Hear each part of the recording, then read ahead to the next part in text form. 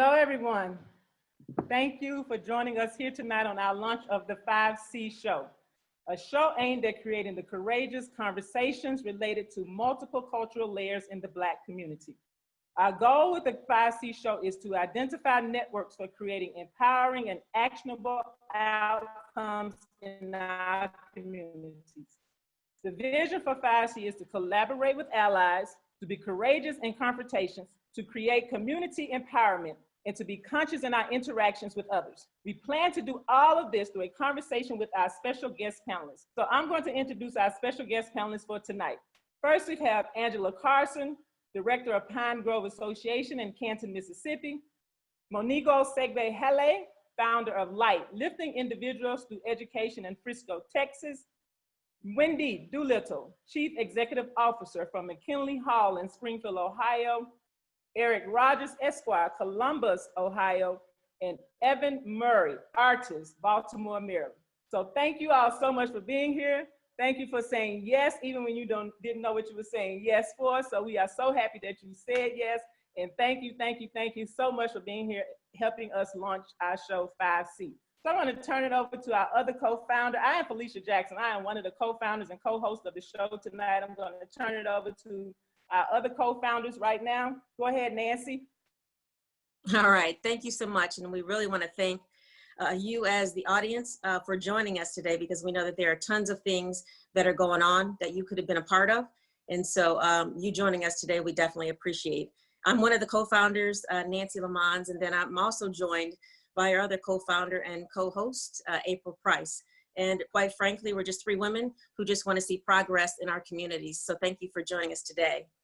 I also want to thank our Facebook host, NiNE, National Network for Equality and Equity, and like the page, follow the page on Instagram, because in the coming months, every month, you will be able to see 5C here with you. Hopefully you'll visit us again as we talk and we converse about social issues that are impacting our entire community. But tonight's topic is about Juneteenth, and the conversation on where we're going has to first begin with where we started. And this, the start isn't, what we've all learned in high school or in college, where we're going back to the 1600s, where the White Lion ship actually arrived on the British colony of Jamestown, Virginia, with 20 or so indentured servants. And then over a period of roughly 300 years, we noticed that we had 12 million Black people who were enslaved. But if you think about the transatlantic slavery, that was somewhere in the 10 million people survived. And then roughly just almost 400,000 ended up on these United States. And so we lost a lot of loved ones and ancestors along the way.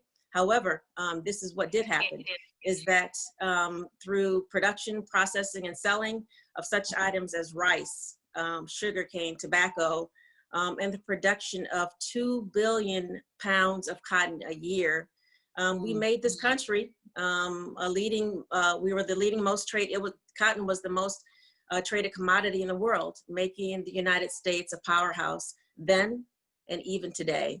So tonight's show is not about that. We'll come back and visit that at a later time. Today we want to focus on Juneteenth. Thank you, Nancy.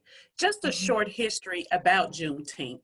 Juneteenth is a blend of June and 19th. In 1865, Union Major General Gordon Granger arrived in Galveston, Texas, and he informed slaves of their emancipation from slavery. Granger read, and I quote, "In accordance with the proclamation of the Executive of the United States, all slaves are free." This statement came 2 years after President Abraham Lincoln issued the Emancipation Proclamation in 1863, which freed some enslaved Black people, and 7 months after the ratification of the Emancipation Proclamation in December 1865. So Juneteenth is the oldest national celebrated commemoration of the complete ending of slavery in these United States for our people. It is also known as Freedom Day and Jubilee Day, and also Self-Liberation Day. It is a time when our friends and our families, we connect through food, through dance, through celebration, through many community events. 45 states in Washington, D.C. presently have a day of observance of this holiday, which it needs to be expanded, and we're going to talk about that tonight. But we want to talk tonight about how we can, on a smaller scale, spread the word and have our own Juneteenths in our own communities and even in our own backyards. Felicia? Okay, so Monigo, you happen to be the first one on the show tonight who's going to be able to give us some feedback on Juneteenth. And I'm talking about, so my perception right now is not about June 19th, 1865. I want to ask about June 20th, because June 19th was a day of jubilation. Everybody was happy. Everybody was ready to go and like, okay, we are there. And then they woke up on June 20th and there was no severance package. There was no profit sharing check. For some of us, there was no generational inheritance. Many of us couldn't read. We couldn't write, so that made our start in life a little bit harder. It was going to be much harder because we couldn't read all these legal documents that were coming at us. And they said they was going to give us 40 acres and a mule, but they didn't. So I want you to help us, because you're the economical person in this audience today. Help us understand from June 20th, 1865, how was that the inception of where Black people are now economically in the United States of America? Help us understand that. Well, Felicia, you're absolutely right. And thank you again for everyone, the co-host, for inviting me today. The employer-employee relationship absolutely changed on June 19th. And before, there was no pay. There was no rights. There was no anything. In fact, more millionaires were made during the slavery period than any time in America. We made America rich. We made many white slave owners rich. And then when Juneteenth came, before the slave master could even say that you're free, we headed to the north, the west, the east. We headed out of town. Some of us actually stayed because we were homeless, we had no job, and we were hopeless, all in one day, filled with jubilation. And so because that employer-employee relationship changed, what people don't talk about are the Black codes, or the laws that were in place so that we would still become enslaved. The shackles were off, but we were still in slavery. That's how sharecroppers were made. So the slave owner, the former slave owner said, you know, I have a crop to tend to, tobacco, sugar, cotton, or textiles in the north, and I have no labor. Any business person knows that the number one lever that you can use to manage your P&L is the labor line. So now I have to pay labor. But because we didn't have any jobs and the Black code laws were installed that said that if you're not working, by the end of the year, you're going to jail. So we had to take up the job of being the sharecropper.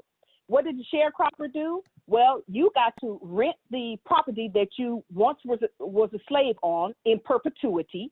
Then you had to rent the tools that you had to use to tend to the crop in perpetuity. And then you had to give a return on investment to the fields that you tended to in perpetuity. And so not only did the slave owner, the former slave owner, get reparations for us being free, they also got a return on investment in perpetuity on our freedom. And I contend that we are still sharecroppers today, because what do we really own as Black people? Yes. We're still renting in perpetuity. Yes. We're still renting tools in perpetuity, and we're still tending the plantation of the slave owner in perpetuity. Until we have economic freedom and economic independence, where we're building jobs for Black people, we will still be sharecroppers. Do we have legal rights to fight for reparations? You know, I was actually listening to an article or a video not too long ago where Bob Johnson is huge about this. But then simultaneously, I was reading an article where it said back when slaves were actually freed, right, that the slave owners actually received reparations. So from a legal perspective, Eric, what do we have to stand on? From a legal perspective, I'm sorry, Yeah, I think you can hear me. I'm not certain if I'm unmuted or not. Somebody hear you. not. Good, good. From a legal perspective, I think that we do have a legitimate argument that we can make. However, I would preface that by saying I do not believe that that legal argument is one to be made through our judicial system. Rather, it is one that would be made through our legislative system. Historically, there has been a tug of war of sorts between our judicial system and our legislative system. In short, you have to look at the Emancipation Proclamation and the subsequent amendments that followed. In 1865, you had the 13th Amendment, which in a nutshell abolished slavery. 1868, you had the 14th Amendment, which should have guaranteed us equal protection of the laws. And then in 1870, you had the 15th Amendment, which, among other things, granted Congress the right to enact any law to eradicate the badges and incidents of slavery. Now let's just pause there for a moment. Mm-hmm. Between 1865 and 1870, you had 3 constitutional amendments that were made to try to address the concerns of the newly freed slaves. That's historical. That has never happened. But despite having the 13th Amendment followed by the 14th Amendment followed by the 15th Amendment, we are still essentially at the place that we are today. And that is because there's been a historical tug of war between the legislative branch and the judicial branch. The legislative branch enacts these laws, and you can trail them all the way up into the Civil Rights Acts of 1968. But what you have is the judicial branch essentially legislating from the bench and creating rulings that have precedents that sort of plug those holes and place us right back at the starting blocks. So with that said, I do believe that there's a legal argument to make. However, at this point in time in 2020, that argument is to be made through our legislative branch. I do not believe that we have the support of a U.S. Supreme Court that will uphold any ruling that would be in our favor. I do not think that they would uphold any sort of ruling that would be in furtherance of reparations. And I think that reparations are essentially what is needed to sort of set the record straight and give us a new starting block or new starting point to move forward. Because until we address past and prior wealth denials to us for work that was properly owned and denied through future laws, we will never actually be on equal footing. Wow. Eric, do you think in our lifetime we will see reparations with all that you just said? You know what? That's hard to answer. I'll answer it this way. I remember sitting in the classroom with Miss Felicia Jackson in college, and I remember thinking and saying, I believe out loud, that we will never see a Black president. And lo and behold, we had a Black president. So I can't really say. I would love to see that happen. You know, I'm cautiously optimistic that this time with this movement and the momentum that is gathering, that we can find ourselves in a better place, but we cannot lose this opportunity. We actually have to seize it. This is an opportunity. It's not a conflict. This is an opportunity. This is something that we need to embrace, but we need to be ready for this opportunity and ready to pounce on it. So it's possible.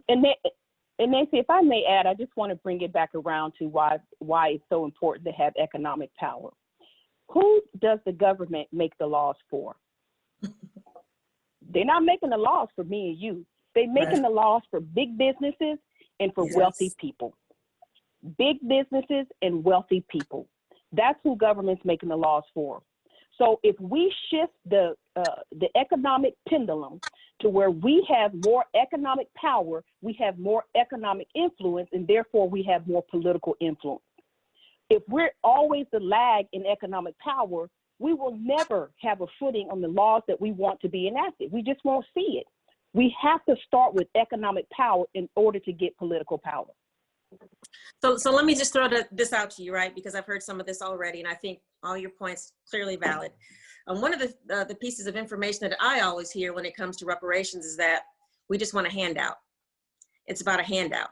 And, you know, is this truly going to be, if we were to give everybody a check for $11,000, $10,000, whatever it is for 20 to 30 years, guess what? They're just going to put it, we're just going to put it back and spin it back into the majority of the, of society anyway. So we're giving the money back. So one could argue, is it really worth reparations? Or is it just an apology we're looking for? Well, I guess my counter argument to that was, where was that thinking when in 1865, $300 per slave were given to the slave masters?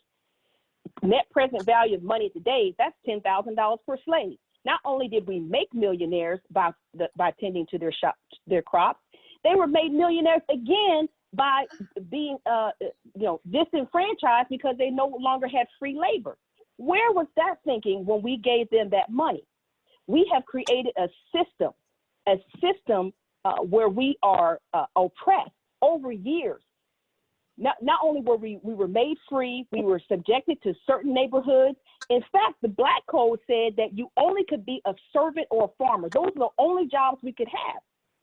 So America owes us that. And who cares where we spend the money on? Pay us what we are owed. Yes. Yes, yes. And throw us some free mental health in there as well, because we're traumatized by the 401 years that we've been oppressed. I just want to plug that in there. Well, we absolutely are. And I think as Maninga was talking, the economic piece is so vitally important, but then there's this mental health piece and all this oppression that's kind of had its foot on our neck for years. And it's going to take a minute for us to collectively be able to have the mindset that Maningo is talking about. And, you know, it's like when you think about slavery and the way in which slaves, how we had to manage ourselves pretty much out of fear all the time. And some people don't understand, but trauma changes your brain, you know, and so you're going through this period of oppression where finally there's this piece of paper that says you're free. But then as you described, Felicia, on June the 20th, are you really free, right? And so just looking at that thing, you know, about this oppression, you know, day in and day out, this wears you out. It dictates how we parent our kids, what we're learning in schools constantly and how that's being reiterated. We're looking at these massive traumas like what we just witnessed on TV, but then there's also all of these microaggressions that we experience day in and day out on the work, in the neighborhood, you know, constantly. So it's this notion that while we were set free, if you will, were we really? And what has to happen in our community to collectively get this mindset about how much we have and what we can do with what we have? And there's that mental health piece that we have to figure out how to bring each other together to do that. So Angela and Carson and I go way, way back, many, many years to elementary school. But Angela and I started a venture together in our hometown of Canton, Mississippi, with doing Juneteenth. And so Angela, as everybody's talking about the mental strain that slavery has caused on people, our motto and our slogan for Juneteenth was release from bondage, revitalize our community, and reconnect our purpose. So in 1865, yes, we were released from physical bondage of slavery, but you worked very closely in the community through our work with Juneteenth and developing the Juneteenth celebration in our hometown. Do you think we are still tied to some bondages of slavery in our communities?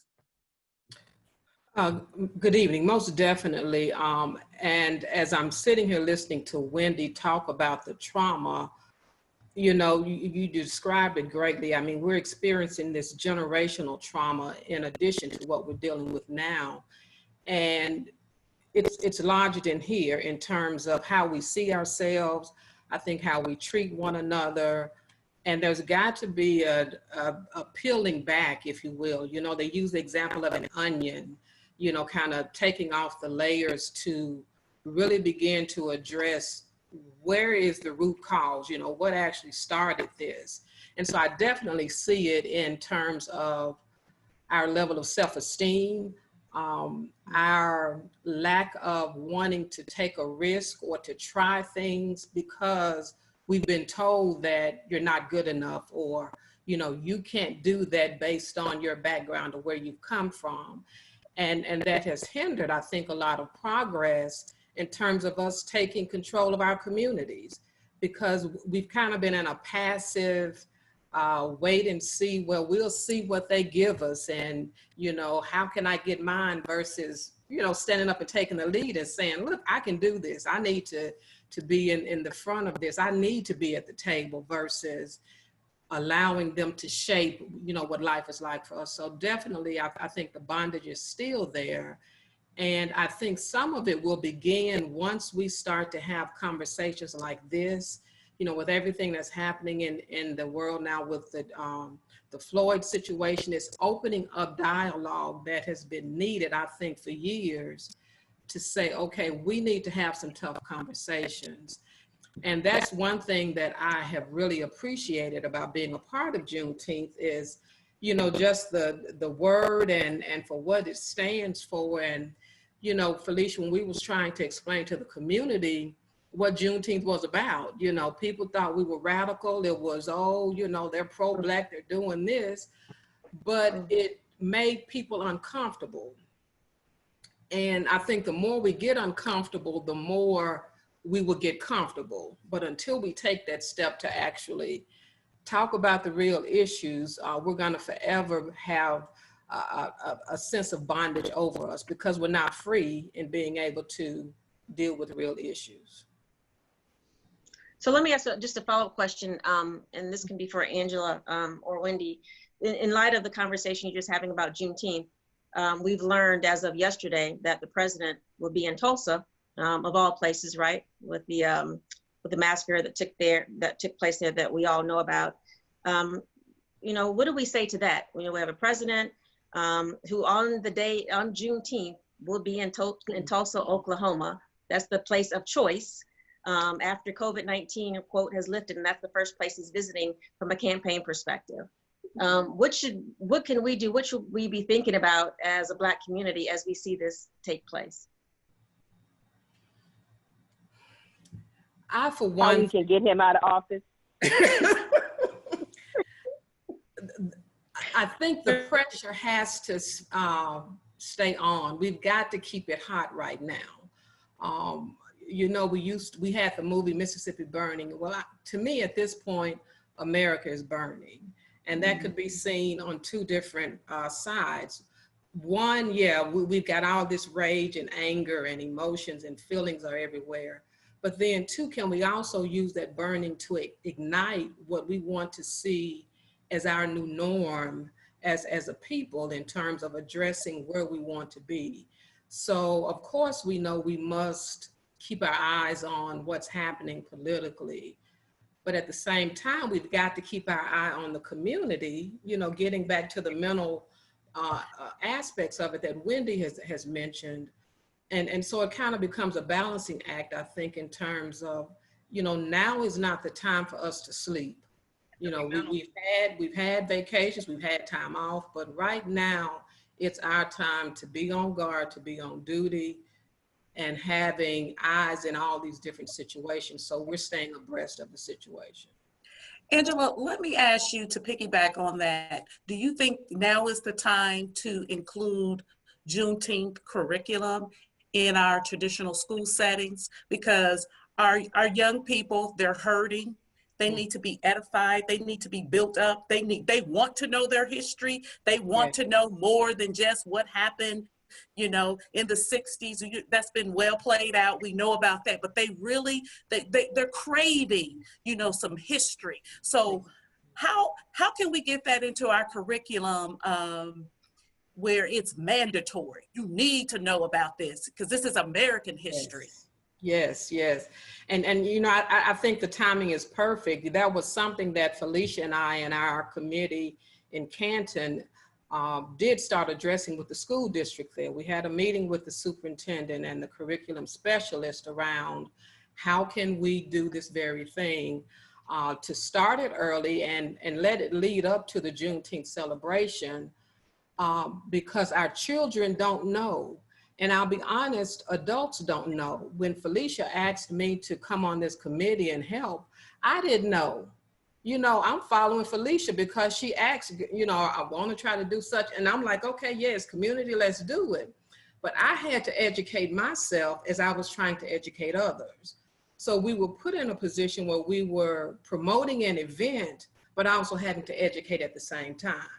And we quickly realized that it was going to take more time on the education side to really get people to understand where we were going with this.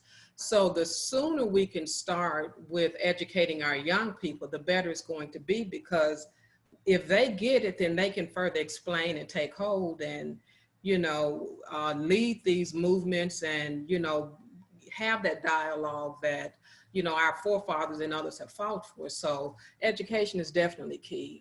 And I think it takes us having someone at the table who's willing to have the conversation with those in leadership, those at the legislative and the higher levels, to say, look, how can this be incorporated so we get the full history of what we're dealing with.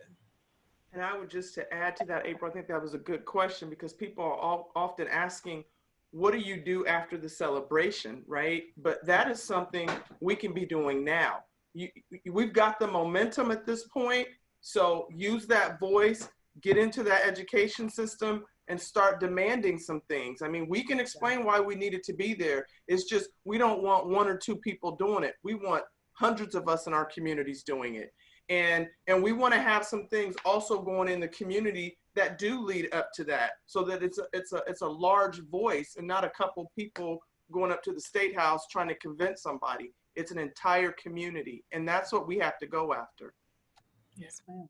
Mm-hmm. So The other thing I wanted to add just one thing to that, because when I lived in Houston, I helped select curriculum for psychology.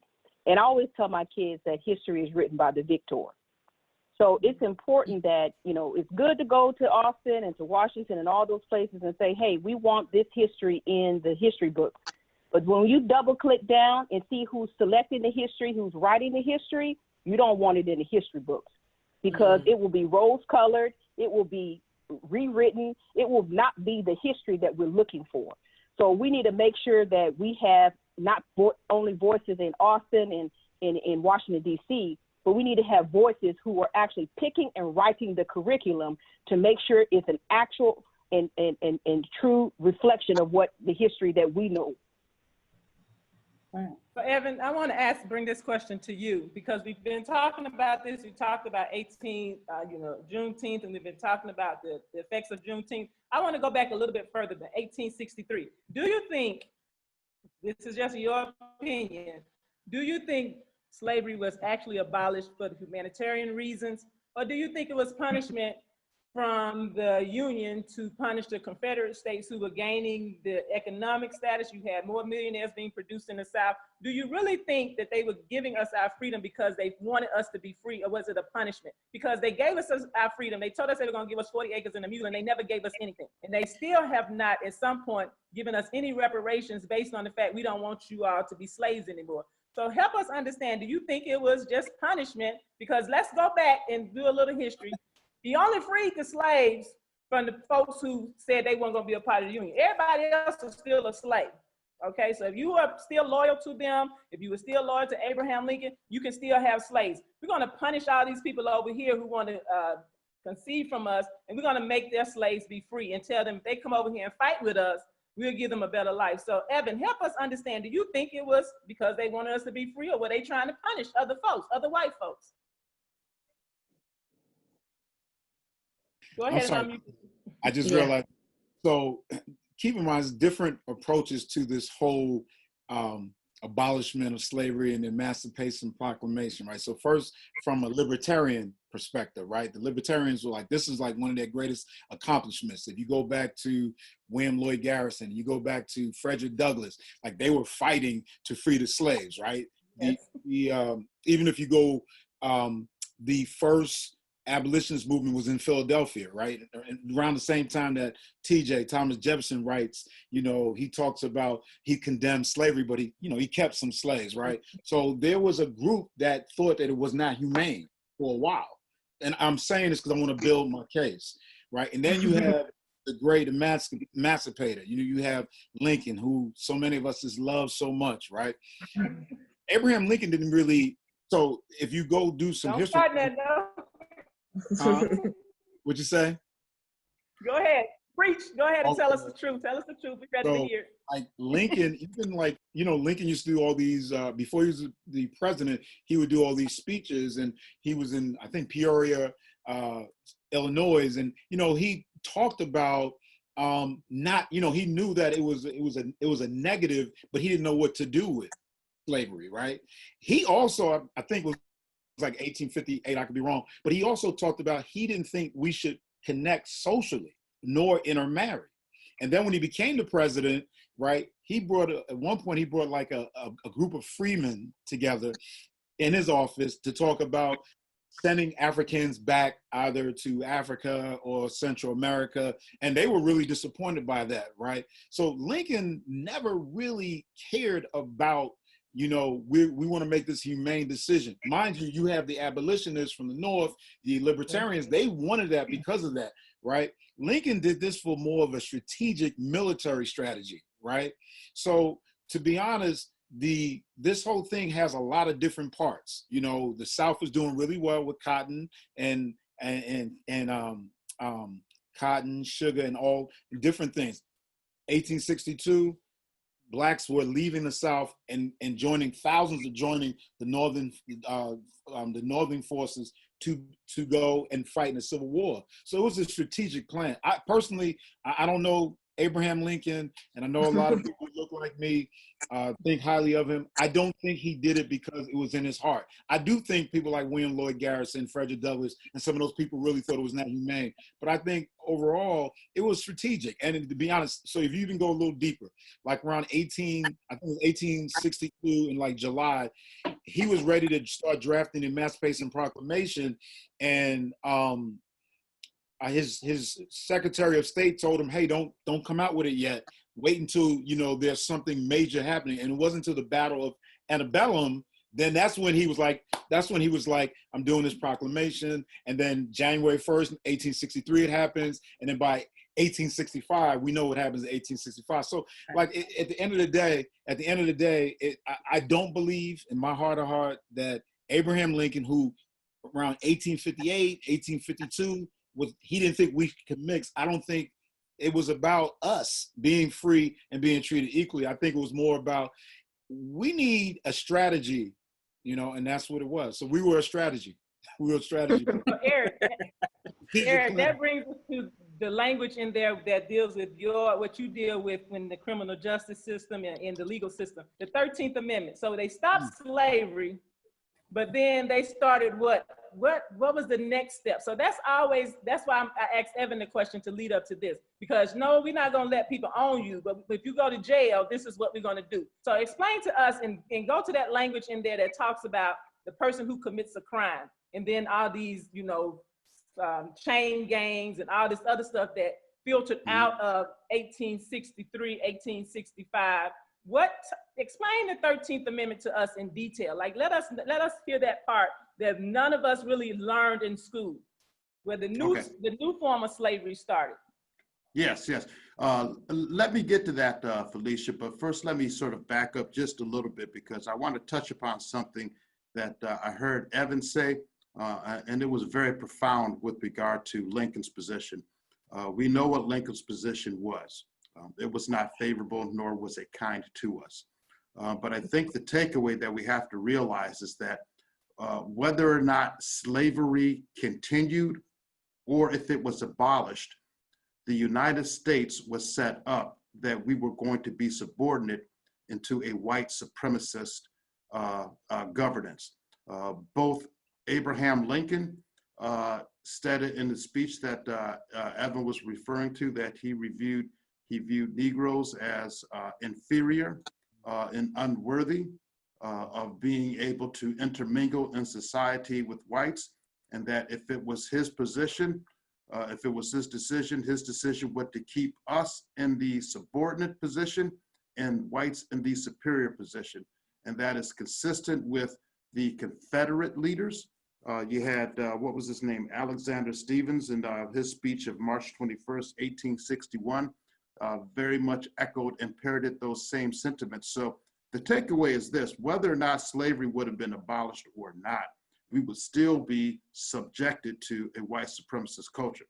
Now, fast forward to your question, Felicia, the 13th Amendment. The 13th Amendment, in theory, was to abolish slavery. However, the crafters of the 13th Amendment, and I don't have it memorized, so I'm paraphrasing here, they inserted some key language that allowed unpaid service and servitude to continue if you were imprisoned or if you were in jail. And based upon that, you fast forward into the future, you now have slavery starting to look like prison chain gangs. You start seeing many Black people being arrested, incarcerated in jails and imprisoned under these Black codes that I believe it was Manigo that had referenced early on in the conversations. They were just Black codes that just gave law enforcement a reason to incarcerate Black people, put them back into the prison system or the slavery system for free labor. And that continues on today, because now we know that there are many prison systems that are privatized. And the way that they make money is to continue to keep people in those prisons. And guess who is the product of selection to put in those prisons? It's typically African Americans and people of color. So we still see that today. The 13th Amendment does actually allow and authorize that. So as long as you are imprisoned or incarcerated, you are still subject to providing free labor for the government. Wow. Let me ask a question, because this is pretty deep, right? It takes us back so many years, right? And I think this question is for you, Wendy. You know, you hear the term, especially when you see things that are occurring with George Floyd, right? Looting, you're angry, right? There's all of this like negative vibe, or be it perception or real, that this cloud that's over, you know, Black people.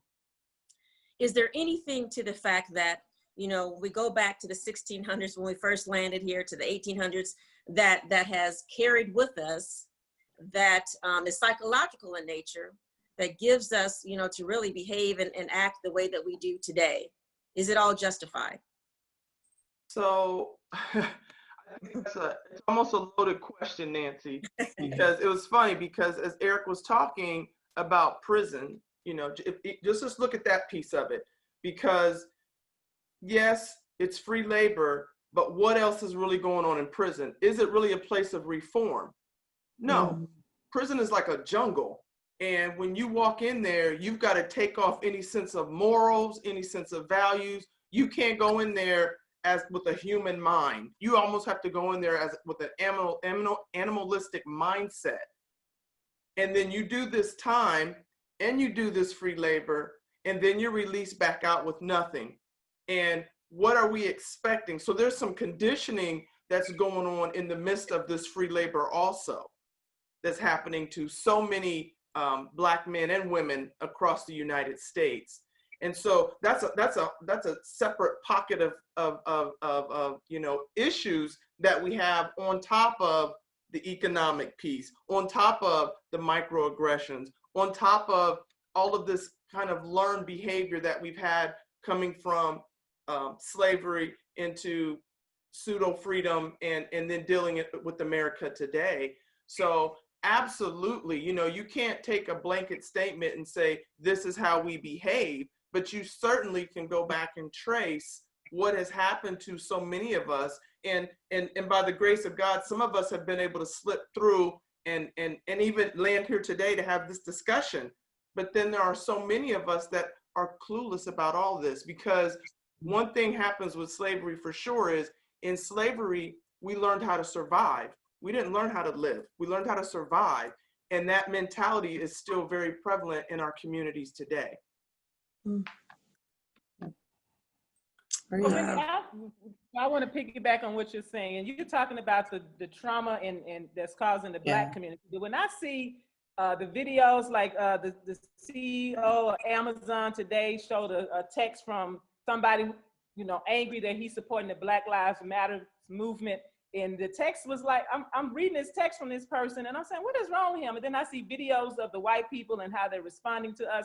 Do you think that they are suffering some mental trauma from the fact that they can't have slaves anymore and that we're not enslaved? Because I know that we are very conscious about, and we're talking about the mental trauma that was caused to Black people. But when I look at them, sometimes I'm like, what happened to y'all? Why are you so mad? Why are you so angry? Do you think there's some trauma still there passed down to them to generations? Like, we can't have slaves anymore, so we're gonna cut up. So no, because they were the perpetrators of the trauma, right? Okay. But let's look at it another way, though, Felicia. Let's look at it another way, because let's think about things like postcards that we've seen where African Americans are hanging, or parts of their bodies are cut off, or they're burning and they're on fire, Yes. and people are clapping and grinning. That's a different mentality there. That is a very different mentality to do that. So what we do know about trauma is you have a tendency to avoid trauma when you've experienced it yourself. So you've experienced it or you have witnessed it. So I do believe when you start talking about young white kids at that time that had to witness that, the first few times seeing that, just as a human with a spirit, that's going to Yes. traumatize you. Mhm. And then you start to get okay with it because of what you're seeing every day. Mhm. So the same way we have issues going through our community generationally, they have those kind that have like a lack of decency to respect another human being, because you can't just do that freely unless something's not right here. So what I think when I think about trauma, I think you have to continue to justify acts like that by saying we are less than human or we are inferior, because if you don't, the moment you say they are equal, they are a human being just like I am, now we got to take a look at what's wrong with me, because how do you do that to another human being? So that's, to me, some of the avoidance or why you keep seeing all this anger and hatred, because that's hard thing to take a look at, that is your lineage. And those are some of the things that your people have done. That's the trauma. That's what you run from, having to look at the truth about what's in you to do something like that. I love that answer. I love it. Anybody else want to comment on that? You can always step in and comment at any time. Because I think, April, you have a question for someone. The Go only ahead. thing I would just say Go ahead, about, Monica. and I think if I understand the question right, our Caucasian brothers and sisters feeling traumatic about not being on top. Dr. King talked about this in his Where Do We Go From Here book, and it's really a socioeconomic war. The wealthy of the wealthiest are pitting Black and white against each other because they want to get wealthy quicker and let us get poor quicker. So if you are living in white privileged world, but you still see that you living in the bottoms with the Blacks, the only thing you have to hold on to is white privilege. And so that's what they hold on to. At least I'm still better than them. And so that's what they're living off of and holding on to. But really, it's about economic power. It's about the wealthy keeping people who are have-nots down. And until we can figure out that calculus on how we can be more independently wealthy and economically free as Black people, we're going to always be looting and all those type of things and be mad and burning. There is another calculus, there's another method, not to disparage anybody who was angry and doing the looting and burning, but there's another calculus and approach. And I believe that's playing checkers, and we need to start playing chess. Yes. I'm so glad you made that statement, because I was going to digress and give a quote from Lyndon B. Johnson. He said, if you can convince the lowest white man he's better than the best colored man, he won't notice you're picking his pocket. He'll give him somebody to look down on, and he'll empty his pockets for you. And that's what I'm like, do you all know? Sometimes I want to say, y'all, we in the same boat. We trying to get to the same, cross the same river. And it has been like that since the beginning. And they keep trying to fight against the fact that white people gonna stay rich. They keep it that way. The poor people don't realize that they are being used. And I'm so glad that you all are making these statements tonight. I'm so glad that you are helping me understand, because I'm like, I was thinking, is there something mentally going on in your brain that keeps you doing this stuff? So I'm gonna turn it over to April because she has a question for one of our guests. Yes, I want to pivot, circle, and this discussion is still tying into Juneteenth, but I also want to incorporate the Black church. And Angela, I want to start with you. How can the Black church help promote a better understanding of Juneteenth? Because we all know that the Black church, from the time we landed on these shores, has been pivotal for Black people, for a refuge, just for communal opportunities for us to be together, when we weren't in the field. So how can they come alongside our community and promote Juneteenth? And I know I can speak for my own church. Probably education, as you stated earlier, they need to be educated, but I'll let you expand. Oh, most definitely. That's a whole show within itself. So definitely education, because when we think about the Black church, that is still our one and only institution that we still have control of. And I see so much power in the Black church, but it's so underutilized. And that starts with the leadership, again, not understanding, and sometimes not wanting to touch on some of the issues that need to be addressed, because we want to keep peace and we want to pray about everything. And there is a place for prayer. And I'm a Christian, I totally believe in that. But I do believe that after we've prayed, we've got to get up and do.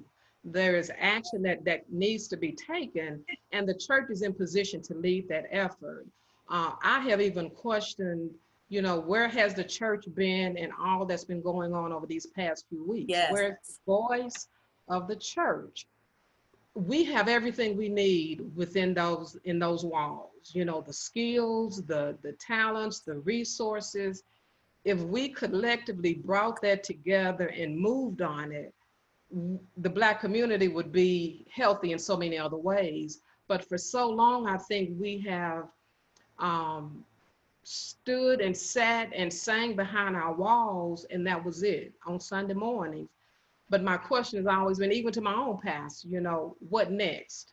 Okay, we've come in and we've gotten well, and when we're good to go, we fueled up. But the community is still out here suffering and waiting for us to do what we need to do.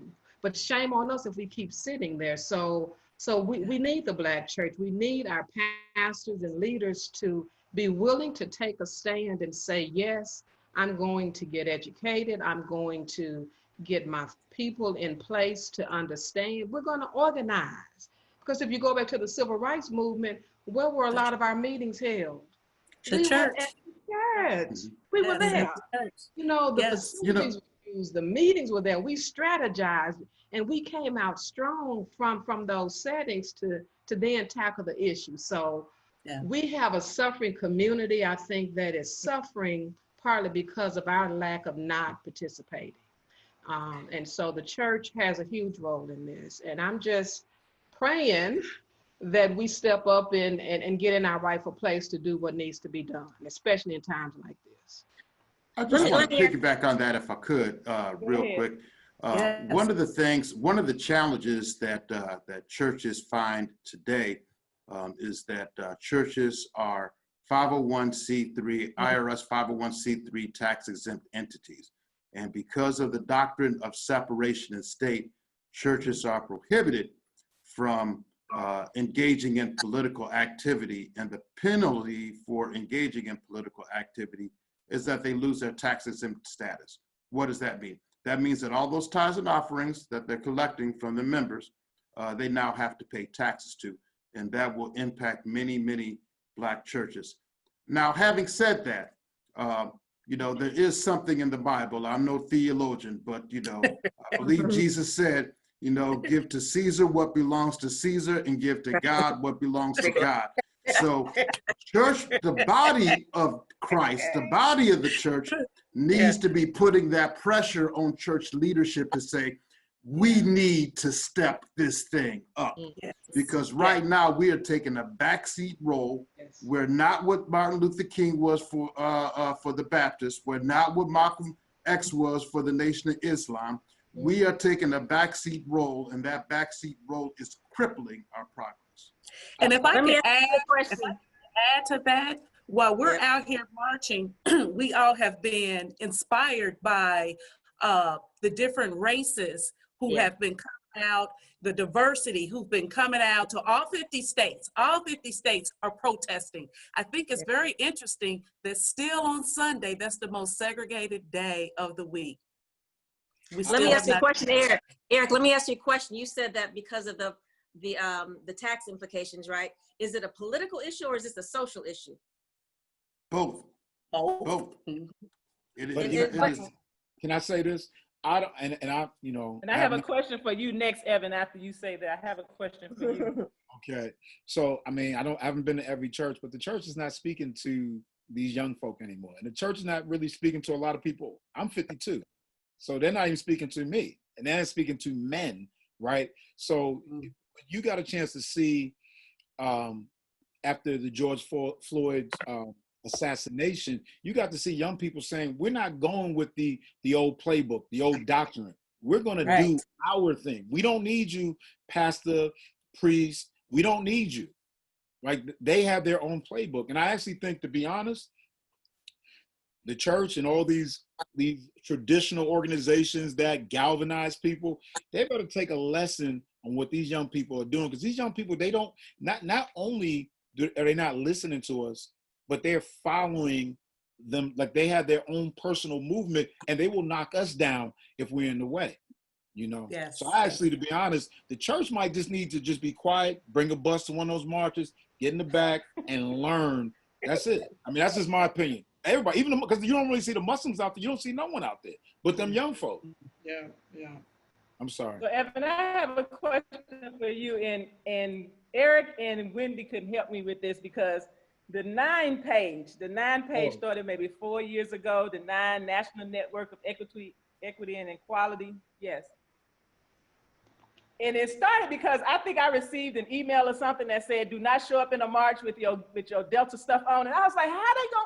I mean, I was furious. So I reached out to some people and I was like, NiNE, the big NiNE, we can get hats made, but all of us, because I'm thinking all 9 of these Black letter Greek organizations, if we showed up in masses, just like we're talking about the church, my sayings are here with me. They know I have an issue and a problem with how we as a Greek letter organization are dealing with some of this stuff.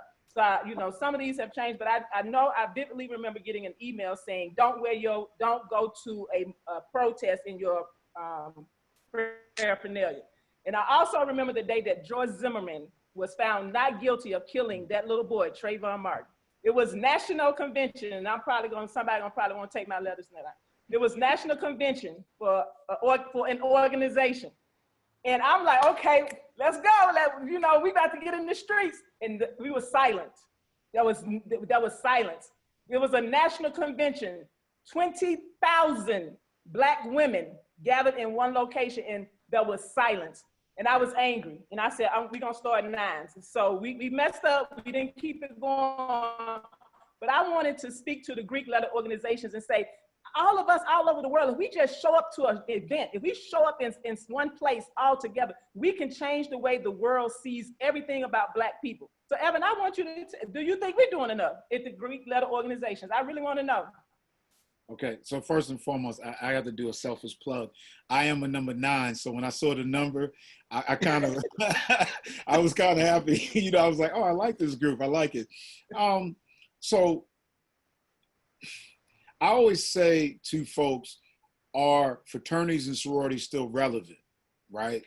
I think they're relevant in certain aspects, but like we're not as significant. Like SNCC is not as significant. The NAACP is not as significant. The Urban League is not as significant. These young revolutionaries, they don't really care about your affiliation. Most of us decided to pledge an organization because of somebody that had an impact on us, or Bill Cosby with A Different World. A lot of us loved that program, right? So we wanted to be a part of that. But Do the organizations have a say? Yes, but just like the brother said a minute ago, everyone is not for, they don't want to say something wrong or do something wrong that offends somebody, a big dollar person. If you watch the NFL recently, the commissioner of the NFL apologized for getting it wrong about Kaepernick, right? But 2 years ago, he admonished anyone that got on their knees. So really, to be honest, our organizations will probably be strong when we are comfortable enough with saying this matters to us and we're not going to stand for it. And it's going to be young people. Really, to be honest, if you look at the history of every movement, it is always, it's actually always been individuals who are tired. It's not individuals who go to college. It's not individuals who are well organized. It's just individuals that said, bunk this. This is not right. We're not going for this. So yes. When I go and make my stand, or when I go and I fight for something, I don't do it in the name of my organization. I love my organization. Everyone knows how much I love it, but I'm not a follower of the organization. I do it in the name of me and my kids, my ancestors, and those really who went about, who really laid the, actually I'm just carrying the baton. That's it. But I think, Felicia, I would say to you as a friend, if you're worrying about your organization to make it, to say something or do something, you're fooling yourself. Like I'm not worrying about my organization. And I think we would do something, but it would have to, then think about it. Even if the organization comes out with something, we all got to be on the same page, or we got to vote on it on a national conference. We got to pass. I'm not doing that.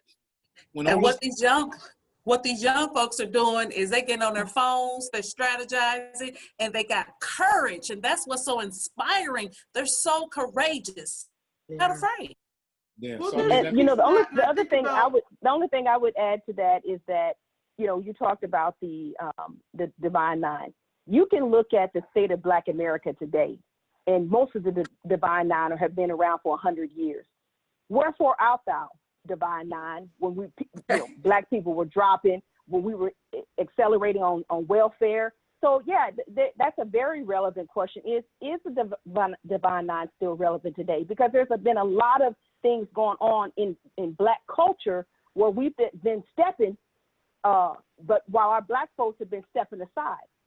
So, while I appreciate the courage of the young people today, the Generation Next, I love their courage and their fortitude. They don't have a strategy.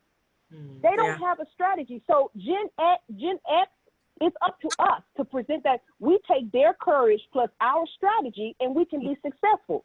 Their only strategy, because they have lived in the Black trauma, Black culture, which has been Black trauma for the last 20 years, that's their Black culture, is Black trauma.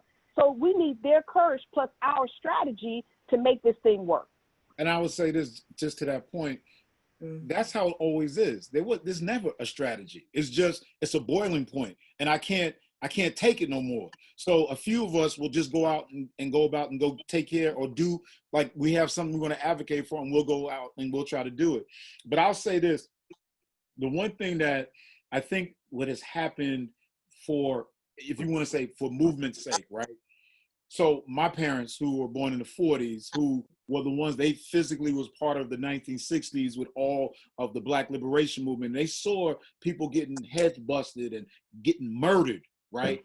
Right after you had Vietnam, right? So that's more travesty, right? You talk about trauma, Wendy talks about it. And then you saw the love movement of the 70s, right? Then you see the proliferation of narcotics in our communities. And then the 80s, look how the 80s, and so I think most of us who grew up in the 80s and the 90s, we were working hard to get it and working so hard to get established that it's not that we turned our back on the community, but we had a destiny that we were going after. Now the young folks now, they're just saying, you know what, your avocation is great, but we on something different. And like I said, for me, what I love about it is I see people who are a lot like me, and I see them going out and about and trying to make it happen. But that's it. So another piece of it, though, Maningo's talked about economics, and I have to say this. I mean, when I think about the Black church and how it's underutilized, I think about the Divine Nine, I think about the NAACP. there are so many compartmentalized organizations. Maningo, think about the dollars behind each one of these. Like, how much do I pay over here for this one? How much do I pay over here for this one? And collectively, what could really happen and what kind of force it could be if we did do something. And I think that has to happen. I mean, I'm like Felicia. It's like, I appreciated it when I was on the yard. It was great. But when you outgrow the yard and you become an adult and you're out here in this, we should be a force to reckon with, to me. Just think of the magnitude of the divine NiNE and all of the membership and all of the money. It's powerful, and something else has to happen. Well, we moved out of those. And you know what? I'm sorry, go ahead. Not all of us. I know, but I'm just saying. So, I mean, we are foreigners to a lot of people who look just like us. So if you're trying to motivate them, you got to find a way to communicate with them and be able to invest in them. And a lot of us don't do that. I'm sorry about that, Eric. No, you're good, Evan. You're good, Evan. I just I'm going to say something that I'm going to internalize myself, because it may not apply to everyone, and everyone may feel a little bit differently, but I'm going to be very critical, and I'm going to be critical directed at myself. I think one of the problems, and I know pretty much everybody on here, I believe, and I know your age ranges, but we've been spoiled. Our generation has been spoiled. If you think about it, we began school, kindergarten sometime, in the early 70s, post the civil rights struggle of the 60s. So we reaped those benefits, and all growing up through high school and in college, and even up to today, we haven't really had to fight and struggle through a movement, like our parents did and like our grandparents may have done. And I think that has kind of made us complacent as a generation. And I think younger generations look at that and they say, you're not doing nothing. Why should I follow you? You sitting back on your degrees, on your license, you sit back in your big homes, driving your fancy cars, but what are you doing for us? And do we really have a legitimate response to that as a generation? I don't know that we do. I don't know that we do. And I'm not saying it applies across the board, but I think that that's something that they are kind of looking at. And to Evan's point, they're out there getting it. They're like, I'm not going to wait for you. I'm just not going to do that. You want me to go vote? Psh, what did vote do for you? You want me to go, you want me to go join the NAACP? You want me to go join your frat? Psh, what'd that do for you? You want me to go to college? You still struggling? Right. You want me to go to college? You still paying your student loans. Right. Why would do that? Eric, you're absolutely right. And we talked about earlier about the sharecropper mentality. I believe we still have that sharecropper mentality. Absolutely. And we've lost that muscle to hustle, because we're enjoying that plot. The plot got bigger, the tools got fancier. So we're happy with what we have, and we've lost that muscle to hustle. And the generation now, they grew up on sensationalism TV. So all they know how to do is knuck and buck. So what do we expect for them to do? We didn't teach them the strategy. We didn't teach them the hunger. We didn't teach them how to align and collaborate. There's no more one voice. I've been asking my friends, where is Malcolm? Where is the Marcus? Where is the Rosa? Where are those people? We have all these factions and organizations who are growing bigger for a certain zip code, but it's not elevating the Black people. We must elevate Black economic power, or we will not have any political power. And what I think has occurred is that we have, quote, arrived. We believe we have. Individually, and just, from a disparate perspective, we've, quote, arrived. But again, we haven't until now figured out, guess what? I'm over here in this corner, you're over in that corner.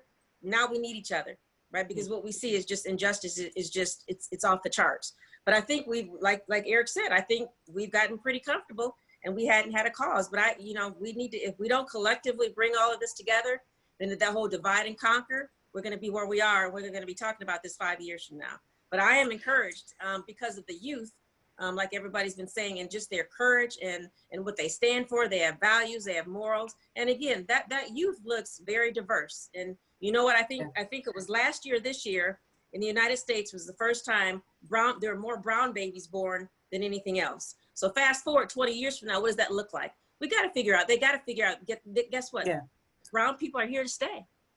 Yeah. So we have gone over our time, but I need to just close it out with two things, because we're trying to push people getting this Juneteenth celebration started if you're not doing it in your community. So Angela, I want you to come back in, because I know that we have done the Juneteenth 4 years in a row. Give us some of the pros and cons, and then just give some simple ideas for people to get a Juneteenth celebration started in their community. And then Eric or Wendy, I want you to tell us, what do we do now to not lose the momentum? Because we were so excited about NiNE. We were ready to get in the streets in March. We were going to get everything done, and it stopped. So how do we keep it from stopping? How do we keep it from not forgetting what is happening and what is happening right now? So Angela, give us some pointers on starting Juneteenth, and then Eric and Wendy, give us some pointers on how do we keep this momentum going? How do we not stop and get back in our nice cars and nice homes and not keep this going? So Angela first, and then Eric and Wendy. Anybody else who has some closing remarks? I still think it goes back to education, because there's still a lot of folks in community who don't know what Juneteenth is about. And so, you know, we've seen it grow each year gradually, just from doing the activities so people know of the Canton Juneteenth, you know, committee now. And then two, I think we need to encourage it to not just be a one-time celebration. And you know, Felicia, in community, yeah, we can come together, we can celebrate, we can party, we can have a good time, but have some other things going throughout the year that you represent. And of course, one of our biggest things was hosting the expungement clinics. That has been hugely successful for 4 or 5 years now, helped hundreds of folks. And so had forums, got involved with voter registration, health fairs. So we've done things to lead up and to continue throughout the year.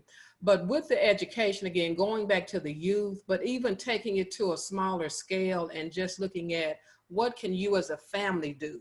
Since we're now having to social distance and, you know, celebrations are canceled for this year, what can you do in your small area to still honor Juneteenth, to learn about it, to, you know, look at, because, and I just keep in mind the whole theme around freedom. What do we need to be free from? We've got health disparities, we've got economic situations, we've got everything. So can you take one of those areas and say, in honor of Juneteenth and what it stood for, what our ancestors did, this is what I can do to honor it and learn from it and move forward, because it still has to become part of the movement. Our young folks need to know this, you know, this is who we are. This huge part of history was left out of our history. And here I am at, you know, how was I 40 something before I understood and learned about Juneteenth? I'm saying, what happened to the history books? Didn't know about it. Shame on us for not knowing. So we're in a place to know, but we also must share and educate. So Eric and Wendy, as you all are giving us how do we keep this momentum going? How do we keep this going? I'm going to go ahead and share, because one thing that we want to do every time we have a show on our 5C show, we want to give you some actionable items that you can do tomorrow morning. Tomorrow morning, I'm in Africa, so it's already tomorrow here. The things that you can do when you wake up tomorrow. What can you do tomorrow to go forward and do some actions in your community? So you all go ahead and tell us, what can we do to keep the momentum going? And I'm going to share the slides that will give you the information on what we can do tomorrow. I just kind of think people's voices are out there now. So from a mental health perspective, you know, you can either start the support group or become a member of a support group that's already existing, and it's a place to validate what you're experiencing, a place to have your support that you need so that you can call out what you see. And then whether it's an injustice or a deficit, but you have a collective group in your community where you guys can start doing things and make this something that's ongoing. And I would just piggyback on that. You know, how do we keep the momentum going? I think the way that we keep the momentum going is, number one, we have to get to a point where we're able to do more than one thing at a time. There's something for everyone to do. One thing that we can do immediately is everyone that is able to vote within your household, tomorrow you can make certain that they're all registered to vote. That's an easy fix that anyone can do. And then secondly, we have to resist the urge to let others speak for us that are not necessarily having our best interest at heart. Many times, our leaders, particularly our Black leaders, they aren't so much elected by us as they are selected by someone else. And they don't always have our best interests. There are a lot of good leaders out there, but there are a lot of leaders out there that don't necessarily have our interests. So, we have to be able to do more than one thing at a time. If you're a marcher, go out there and march and protest. If you're a speaker, get into the ears of the decision makers. Find out who the movers and shakers are in our local communities so that we can let them know this is what is going to be good for our community. Because the natural thing to happen typically is that the majority sees the problem and implants the solution that suits them best, and then we're left to swallow it. So we have to be able to speak up. We have to be able to let our voices be heard. The revolutionaries that Evan talked about, we need to be able to articulate what their concerns are to the decision makers and continue doing that and be able to do more than one thing at a time. Very good. So your action item that you gave us from your expertise is going to be on the screen. So Whitney, yours is up first. So I want you to just, in closing, tell us about your action item. Tell us what you want people in the communities to do. And we're going to close out with that, and then tell you about our next show and give you some pointers on how to go ahead and move forward. So Wendy, you up first. You're mute. Go ahead, unmute. Okay, go ahead. I'm sorry. Was I mute when I was talking the first time? No, we heard you. Oh, okay. So, I'm sorry. I misunderstood what you were just saying to do, Felicia. So I want you to just give some, why you gave this as an action item for people to be able to start tomorrow. So just give us a little background on why you chose this as your action item. Oh yes, because I think right now people are talking, so you have a voice, and we don't want the voice to be smothered out, and then a few weeks down the line, we're back to what we were doing before. Let's use this momentum. Let's really try to look around our community, talk about what we're experiencing, talk about what we're seeing, and then come up with some ways that we can start to address those deficits in our communities. So this is why I picked this one, because it allows us to keep moving forward. Can you all see the slides on the screen there? Are you seeing slides? Okay. Mm-hmm. Monique, this was your action item, so can you give us some feedback on this? Absolutely. I think the best way to, honor the history of Juneteenth is to make sure that we don't continue to be sharecroppers. So stop paying the former slave owner in perpetuity. Stop renting their house in perpetuity. Stop renting their tools in perpetuity. Examine your wallet. If you make $100 a week, or you have $100 a week of extra income, what percent are you giving back to us? Us meaning Black businesses. The only way to build economic wealth is to fund into Black businesses. So what percent are you paying the former slave owner versus what percent are you paying Black businesses? Move your share of wallet from being conditioned to paying in perpetuity, where you're shackled, and move your share of wallet to Black businesses. If you elevate Black businesses, you'll elevate Black jobs, you'll elevate Black economic wealth, and therefore you'll elevate Black economic political power. Thank you so much. Now, Eric, you already gave us your action item of vote. Did you want to add anything else to that? Because we've already spoken on it. Do you have anything else you want to add? No, the only other thing that I would add, Felicia, is that voting can be a controversial thing. Some people are in favor of it, some people are not, and I understand what the dissenters say, because, you're asking us to put our faith in the same system that's had its foot on our necks for generations. But the thought that we are going to overthrow the system isn't very realistic. The system is designed on an electoral process, and that's the system that we have to engage. And so it doesn't hurt anything to vote. You know, if voting didn't really matter, there would not be so many people and so many forces trying to suppress our votes. So that's an action item that I think everyone can do. If you're not registered to vote, get yourself registered. Everybody in your household that is able to vote, make sure that they're registered so that their voices can be heard within the system. So Evan, this was your action item that you sent to us. You want to you. give us some feedback on this one? Sure, just to touch a little bit on what Eric just said. So I don't know if you all heard that LeBron James with a whole bunch of athletes, they are starting a voters registration movement right now. So it's like Skylar Diggs Smith, Trey Young, and his whole thing is to try to work on trying to get that the voting that's been suppressed for voting opportunities for African Americans has been suppressed. He's now taking his platform and he's forming a 501c. But mine is just really, really simple. I just said, you know, we have a different generation. Like, so some of us, we can go do research and that's something that we enjoy. But I think about my kids, my daughter, my eldest told me she had learned something about Black history on TikTok. You know, that's what they do. But I just think that might be helpful is maybe put some type of pictorial together. Put a hashtag.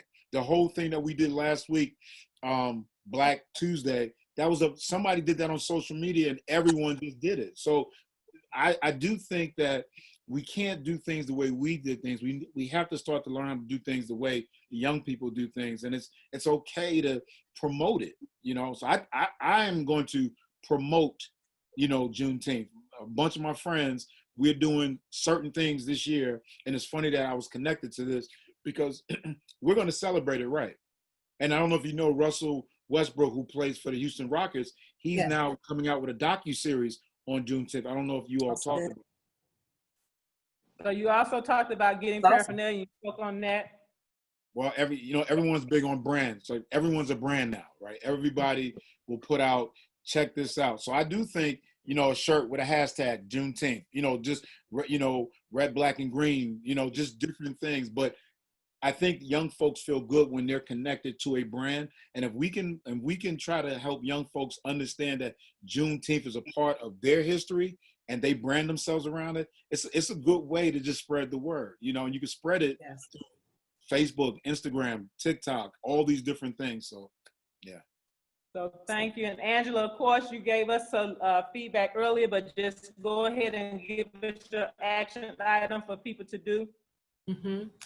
Again, first knowing it yourself and then talking to our young people about, you know, how can they celebrate it? And our young people have great ideas and they're creative. So let them use that time to figure out, you know, what the activity can be so it becomes a part of who they are. And they've helped to shape that. So before, hey, Felicia, before you close out, okay. Because I know you're getting ready to wrap up. I just wanted to say, first of all, you know, this whole conversation that we're having today, this is the intent, because we continue to learn things one from another. And I've learned things from you all today. And what we want to do is we want to be able to get our folks, our people, having more conversations like this, because we know that we can strategize and get to solution sets. You know, from a recommendation, you know, if you're in an organization or an institution, I noticed that Nike and I think at Twitter, they're making Juneteenth a paid holiday. And that's great, and it's a start. So if you are in an institution or an organization, I would say bring it up as an idea as to something that you do to begin, again, to make sure that they understand and we understand. And you celebrate, these organizations and institutions are celebrating Juneteenth. And oh, by the way, I just want to say that my church is doing a lot around Juneteenth, around this whole issue. So I couldn't let the day go, Fee, without saying that. But yeah, continue to leverage those organizations that haven't historically been doing things. I think that's still an outlet. We just have to figure out, and we have to have the courage and be brave enough to have those conversations and to go in for the ask. This is what I'm asking for to help us move this idea and this initiative and this learning of Juneteenth forward. So if you liked any of the graphics that you've seen on Facebook or Twitter or a NiNE page, I want to put a plug in right now for a dear friend of mine, Ms. Heaven Ness Cree. She's done all our graphics and all our videos. So make sure that if you need any of this, at Heaven Ness Cree on social, she's there. And April, you're going to let us know about our next show? Yes, we've talked a lot about it tonight. Black power, Black economics and the power of that mighty dollar. So we will talk about that on our next show on July 2nd as we move into a national blackout day. I believe is scheduled for July 7th. And we want to talk about how will that impact the national economy? How will it impact Black communities? What are we going to do the day after the day, that when we have that blackout, and how can we keep that momentum going? But also, I just want to encourage us as we talk and as we celebrate Juneteenth, and everyone is just feeling, that their voices are finally heard in all of this. All of this is we're going. I don't even know what to call it, Wendy. All of what we're going through. We cannot be marginalized, undervalued, and underestimated anymore. And when we know better, we do better. So when we have these conversations, we get in better. Angela, education. Even the adults, sometimes, old folks can learn new things, alongside with these millennials. So thank you all. Okay, so I'm just going to say this. I thank you all so much for being here. I appreciate you all for being here. This was one of those, how you get on the phone with your girlfriends, you just be talking and we're like, okay, let's do a show. Let's see what happens. So you all have really made a dream come true for us tonight. So thank you so much for being here. We are going to close out with how we started. And I'm going to share. I think I'm here. We're still learning this Zoom thing. Yes, and thank the audience. Peace, love, and